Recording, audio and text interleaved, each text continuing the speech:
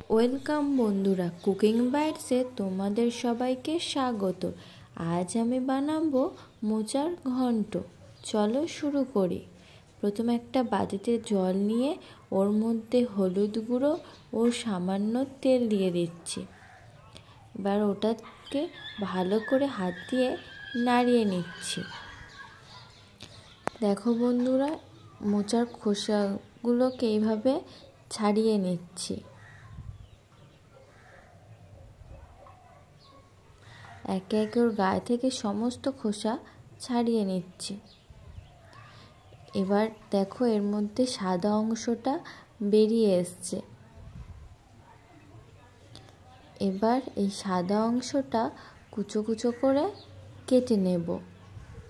ওই হলুদ গোলা জলে মোচাটা দিলে আর কালো হবে না। এই দেখো ঠিক এভাবেই কেটে নেব।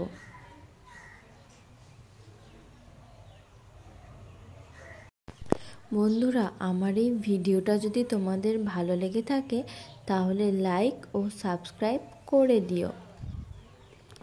কুচো কুচো করে কেটে ওই যে জলটা রেখেছিলাম ওই জলটার মধ্যে দিয়ে দিচ্ছি।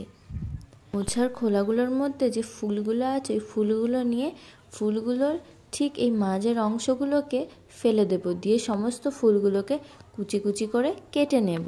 এবার একটা আলু নিয়ে কেটে নেব টুকরো টুকরো করে। মোচা ও আলুটা কড়াইয়ের মধ্যে দিয়ে ভালো করে সিদ্ধ করে নেব ঢাকনা দিয়ে। ঢাকনা খুলে মোচাটা সিদ্ধ হয়ে গেলে একটা ছাঁকুনি দিয়ে মোচাটা ছেঁকে নেব। এরপর কড়া গরম হলে কড়াইতে তেল দিয়ে ওতে পেঁয়াজ কুচি দিয়ে দেব। পেঁয়াজটাকে হালকাভাবে ভেজে নেব। এবার পেঁয়াজটা ভাজা হয়ে গেলে ওর মধ্যে 1 চামচ রসুন বাটা দিয়ে একটু নাড়িয়ে চাড়িয়ে নেব পেঁয়াজের সাথে। এরপর দিয়ে দেব 2 চামচ আদা বাটা। ভালো করে আদা বাটাটা ভালো করে মিশিয়ে নেব। আদা রসুনের গন্ধটা যতক্ষণ না চলে যাচ্ছে ততক্ষণ ভালো করে নাড়িয়ে চাড়িয়ে কষিয়ে নেব। এরপরে টুকরো করে কেটে রাখা টমেটোগুলোকে দিয়ে দেব। যতক্ষণ না টমেটো গলে যাচ্ছে ততক্ষণ ভালো করে নাড়িয়ে চাড়িয়ে নেব।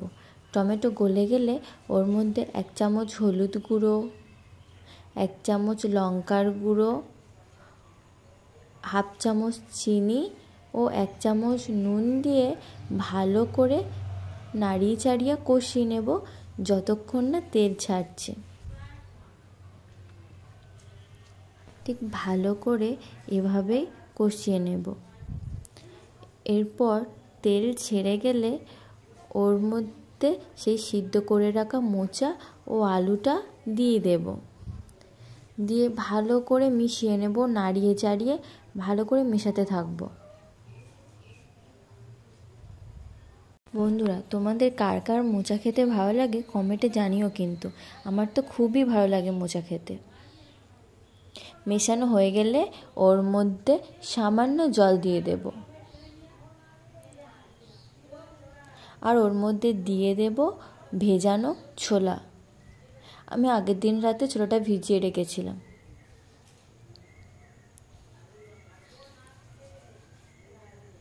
ছোলা দিয়ে একটু নাড়িয়ে চাড়িয়ে নেব।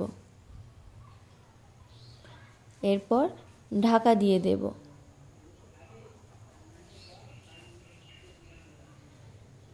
ঢাকা দিয়ে কিছুক্ষণ সিদ্ধ হতে দেব। এরপর ঢাকনা খুলে ছোলাটা সিদ্ধ হয়ে গেলে নাড়িয়ে চাড়িয়ে নেব। জলটা কমে আসলে মোচাটা গায়ে গায়ে মাখো মাখো হয়ে আসলে নামানোর আগে হাফ চামচ গরম মশলা দিয়ে একটু নাড়িয়ে চাড়িয়ে নামিয়ে নেব। তোমরা এটা ভাত বা রুটির সাথে সার্ভ করতে পারো। দেখো বন্ধুরা, মোচাটা কত সুন্দর হয়েছে। আজ এই পর্যন্ত। কাল আবার আসবো অন্য কোনো ভিডিও নিয়ে। ধন্যবাদ।